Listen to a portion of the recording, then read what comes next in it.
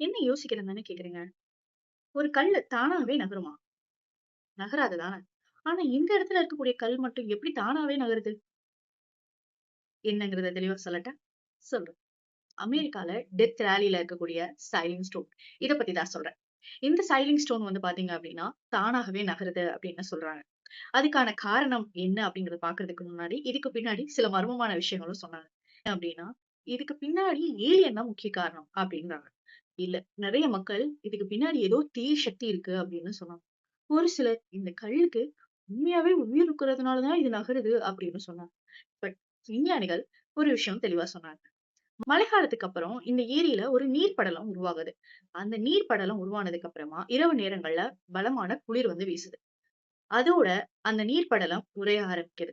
அதுக்கப்புறமா பலமான காத்தும் வீசுது. காத்து குடுக்குற ஃபோர்ஸ் மற்றும் அந்த ஐஸ் உருகி இந்த கற்கள நகர்த்துது அப்படின்னு சொல்றாங்க. அதனால தான் இந்த கற்கள் நகர்ந்து போறதுக்கான தடமும் தெரியுது. பல வருஷமா இது தொடர்ந்து நடைபெறதான் இந்த கற்கள் தொடர்ந்து நகர்றதுக்கான ஒரு ரீசன் அப்படின்னு சொல்லியிருக்காங்க. இந்த சைலிங் ஸ்டோன் இப்பவும் அமெரிக்காவுல இருக்கு. ஸோ ரொம்ப வித்தியாசமா இருக்குல்ல?